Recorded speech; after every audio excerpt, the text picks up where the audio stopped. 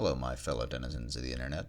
My name is Walter Olliver Lfen, and today I have for you a short piece of fiction titled The Man with a Wrench, written by Samuel J. Rickert. Deep inside the brain of the man that you hate lives a man with a wrench. He is a simple man with simple tastes. He lives alone in a one-room building which houses only the barest of necessities. His clothes are homemade, and his shoes are second-hand. But the wrench. The wrench is immaculate. It is a sturdy piece of solid steel with a well-oiled mechanism, making the size of its jaws change as smooth as butter. He is proud of his wrench. He is proud of the work he does with it. Every single day he wakes up, gets dressed, grabs his wrench from the special stand he keeps near his bed, and begins his work day. This little man walks down the different corridors of the brain, tightening valves, loosening nuts, and checking pressure readouts. He makes sure that this brain is running exactly as it is supposed to. Or, at least, exactly as his user's manual says it's supposed to.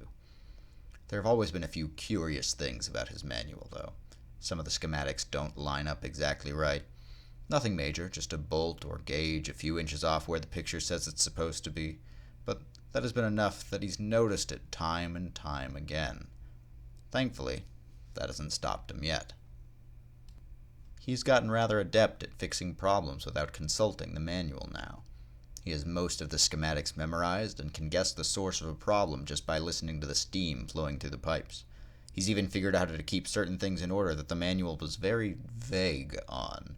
He remembers that he didn't know what to do with nails for a long time, and screws for even longer.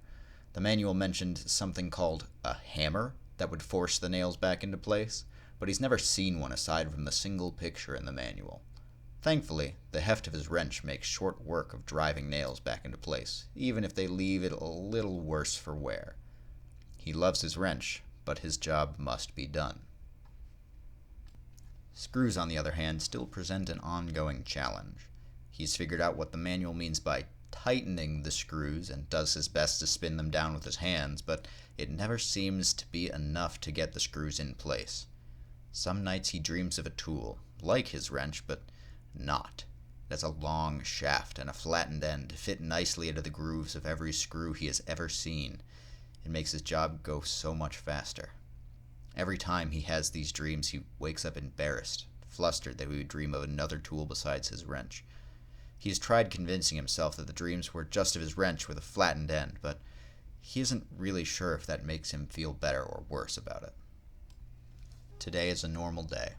No odd dreams the night before, and no jolting wake-up calls to start the day. He stretches lazily and slowly rolls out of bed. He puts on his shabby shoes, his homemade clothes, and grabs his beautiful wrench before stepping out into the screaming, steam-driven mess that is the brain. He sighs, checks the pressure in a nearby dial, and goes over to loosen the offending valve. Today is a normal day. This wasn't always a normal day for him. Of course, there were always days when he couldn't get everything running as it should, but they used to be few and far between. Now it seemed like every new day brought more problems than he could fix. But that was okay. This was his job, and no one could do it better than he could. The man that you hate has walked into your coffee shop again, as he does every single day, like clockwork. He looks through you as he orders his usual morning coffee, obviously not mentally present yet. When you finish the transaction, he mumbles a garbled, "Thank you," then goes to sit in his normal chair by the front window. Thankfully, no one else was sitting in his chair today. You really don't want to deal with that mess on top of everything else. As you stare in contempt at him, the alarm bells are ringing loudly for the person inside your head to respond. They had almost finished hand-tightening the last bolt when the emergency system kicked in. They grab their screwdriver, listen to the cold water flowing through the pipes, and thank their lucky stars that the problem is close by. That was The Man with a Wrench by Samuel J. Rickert.